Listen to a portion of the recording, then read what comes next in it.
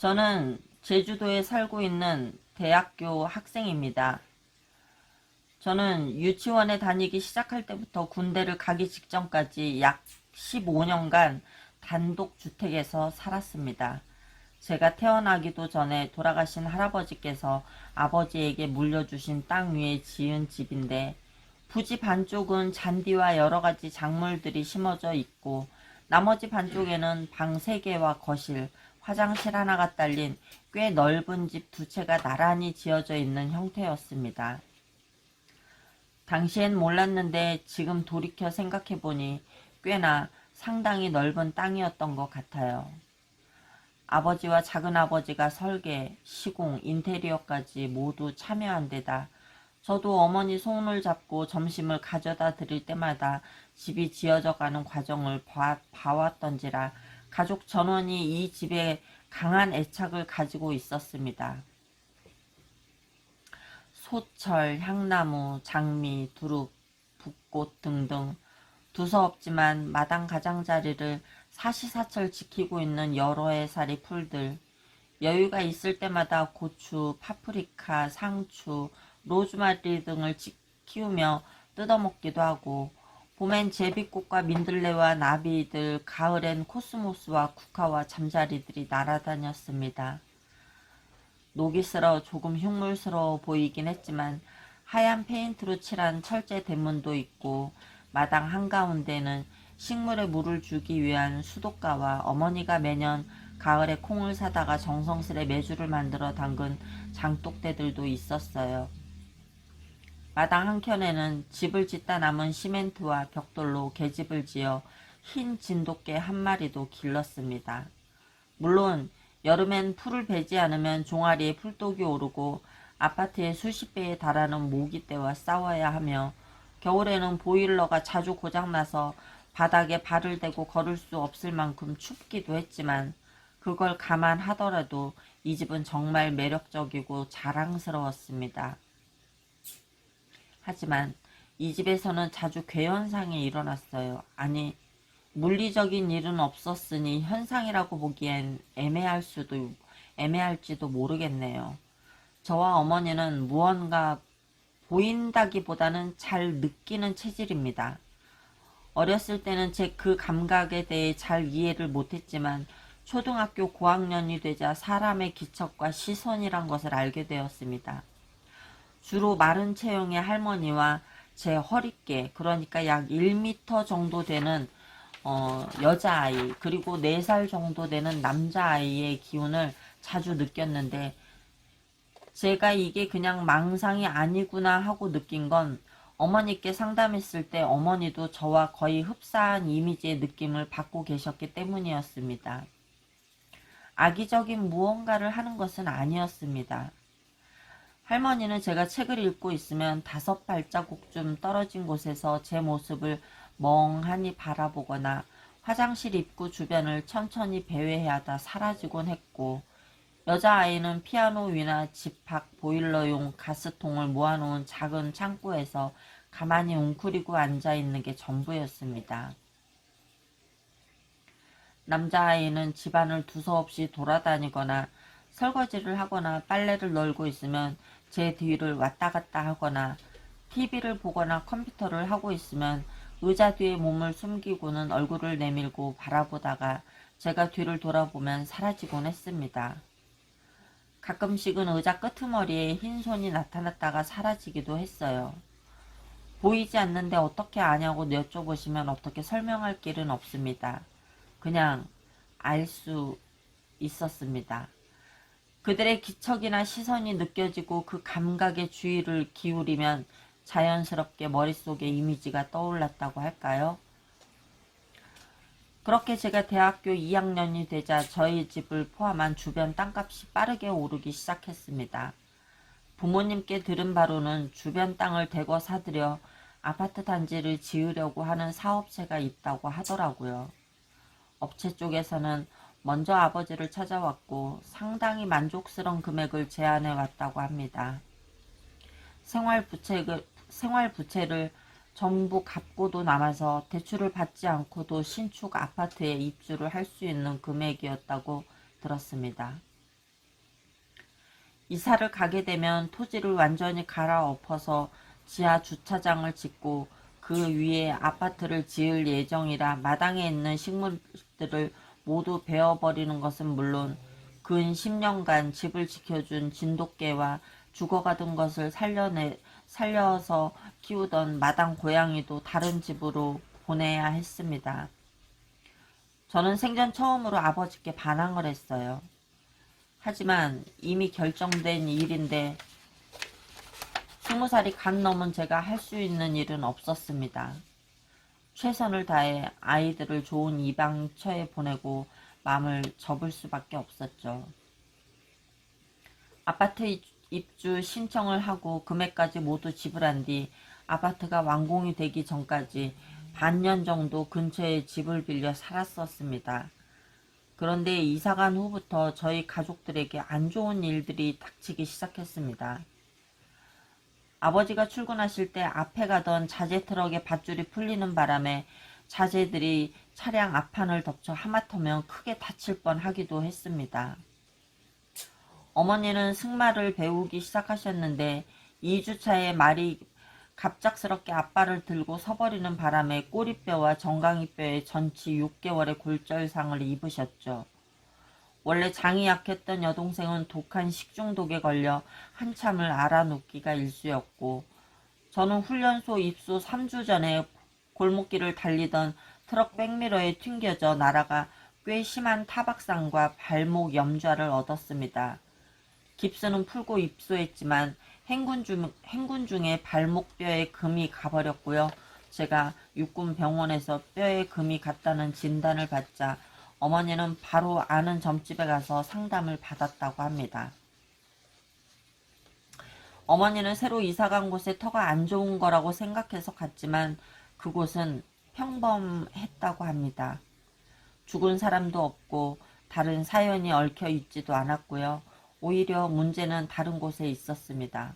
어머니께서 말씀하셨던 건 다른 단어였던 것 같지만 괴담에서 흔히 말하는 수호령이라고 할 만한 존재의 힘이 상당히 약해져 있다고 했습니다. 수호령은 각각 돌아가신 외할머니, 어려서 병에 걸려 돌아가신 아버지의 막내 여동생, 그러니까 막내 고모였습니다. 남자아이는 집이 마음에 들어서 눌러앉은 영가라고 하네요.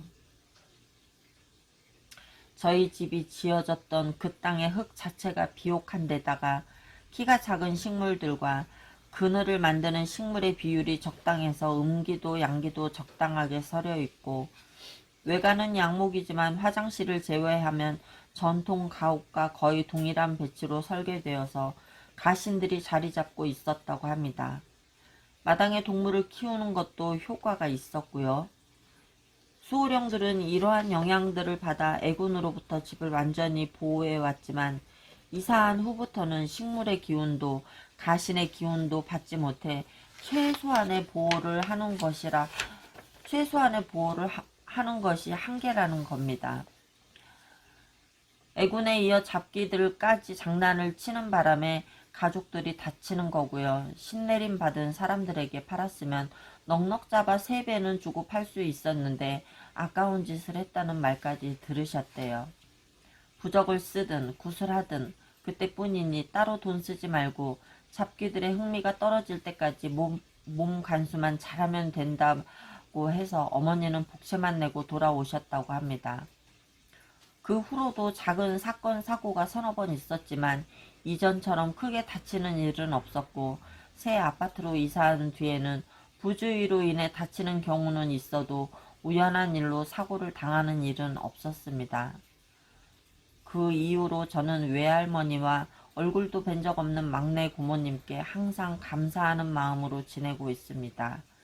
제가 15년간 다른 곳에서 지냈으면 어떤 사고를 당했을지를 생각하자 오싹하기도 하더라고요.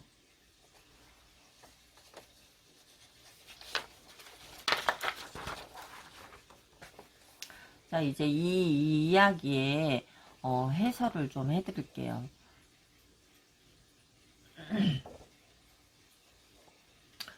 가신이라는 게 뭐냐면 집을 지키는 성주를 말하는 거예요. 가신이.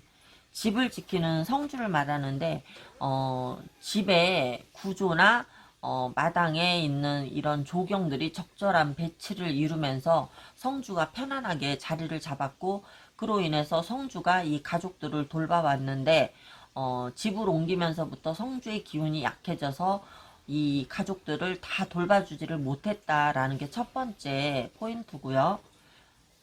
두 번째는 약해진 성주운으로 인해서 손대지 말아야 될 잡귀들이 이 가족들에게 영향력을 행사함으로 인해서 가족들이 죽지는 않았지만 죽기 일보 직전에 굉장히 놀라운 여러 가지 일들을 겪게 된 거고요. 자, 근데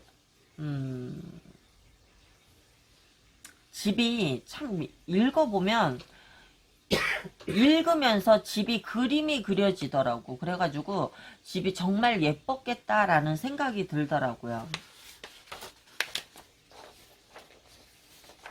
그놈의 아파트가 뭔지 어디더라.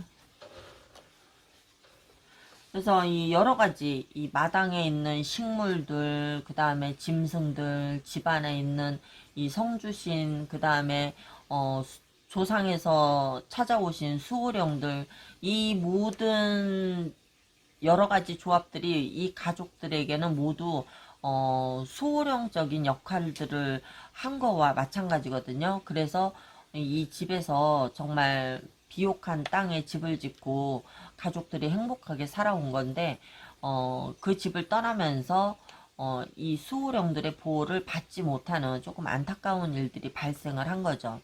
그리고 집을 옮겨가면 이 가신이 따라오기는 해요. 그런데 자리 잡는데 시간이 꽤나 걸리는 집이 있어요. 집에 뭐 구조가 안 좋다든지 뭐 이전보다 살던 집이 조금 더 뭔가 기운이 떨어진다든지 뭐 음기가 조금 강하다든지 이러면 성주가 자리를 빨리 잡지 못하는 경우가 있어요. 뭐 예컨대 이런 경우도 있죠. 이 가까운 곳에 이제 어떤 가게가 하나 있는데 건 3개월 전에 갔을 때는 오픈한 지가 얼마 안 됐고 가게가 휑하더라고. 가게 가니까 휑해. 근데 두 달 정도 있다가 갔는데 2달이면 이 가게 성주신이 자리를 잡아가지고 가게가 가면 아늑한 맛이 있어야 되는데 3개월이 다 돼가는데도 갔는데 가게가 휑해. 그래서 가만히 둘러보니까 성주가 아직도 자리를 못 잡고 있는 거야. 그러면서 어떤 효과가 있느냐면 매출이 점점 떨어지고 있다고 걱정을 하고 있는 거예요. 그래서 나보고 왜 그러는 걸까요? 그러는 거예요. 그래서 이 성주가 아직 자리를 못 잡았네. 근데 자네 다니는 데 있으면 어디든지 가서 성주 풀이를 좀 해가지고 성지를 좀 잡아달라고 하세요. 그래갖고 했는지 안 했는지는 모르겠는데 그렇게 가게를 차린 지 100일이 되도록 성주가 자리를 못 잡아가지고 가게 매출이 뚝뚝뚝뚝. 그리고 가게 들어가면 가게가 따뜻한데도 휑한 느낌? 그리고 굉장히 추운 느낌? 막 그런 것들이 있더라고. 그래서 어떤 집이든 가게든 성주가 빨리 자리를 잡느냐 못 잡느냐가 함께 동거하고 있는 사람들한테는 굉장히 많은 영향력이 발산된다는 거. 그래서 안 좋을 수도 있고, 그래서 이런 말이 있죠. 새 집 짓고 이사 들어가서 3년 나기가 굉장히 힘들다고. 새 집 짓고 들어가가지고 3년 나기가 힘든데 여기서 제일 악수는 사람이 죽어나가는 경우가 있어요. 새 집 짓고 이사 들어가서. 아니면은 크게 다치거나, 아니면 크게 질병을 얻거나, 아니면 크게 사고가 나거나 요런 것들이 성주신이 자리를 빨리 잡지 못해서 새집 짓고 3년 나기가 힘들다는 말이 나온 거예요. 이 말은 옛날 옛적부터 입에서 입으로 구전으로 내려온 말이거든요. 그런데 제가 무속길을 걸어가면서 새집 짓고 3년을 정말 편안히 나는 집을 거의 못 봤어요. 그래서 보통 새집 짓고 새 집을 짓거나 집을 새로 사거나 해갖고 들어간 집들이 답답하다, 안 풀리다 그런 경우에는 거의 성주를 많이 풀어내는 일을 하죠. 그래서 성주한테 힘을 딱 실어주면 그때부터 집안이 좀 편안하게 돌아가요. 아시겠죠, 여러분들? 그리고 이 같은 경우에는, 이 사연 같은 경우에는, 굳이 수호령이 없어도 가신의 힘이 충분히 넉넉한데, 수호령까지 더불어 오셔가지고 이 자손들을 크게 지켜주는 역할을 하셨던 것 같아요. 근데 이 어머니와 아들이 뭔가 영적인 거를 느끼는 촉이 남달리 조금 빠른, 영이 맑은 그런 체질이셨던 것 같아요. 그렇지 않고서는 느낀다고 그 형상이 보이지는 않거든요. 이런 분들 같은 경우에는 흉가에 가면 안 되고요. 이런 분들 같은 경우에는 상갓집도 함부로 가시면 안 돼요.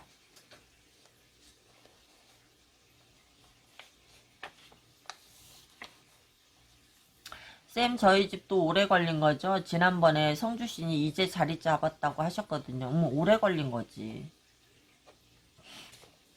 그럼 성주가 안 앉으면 집 망하는 거야. 네? 성주가 나가면 집 망해요. 그러니까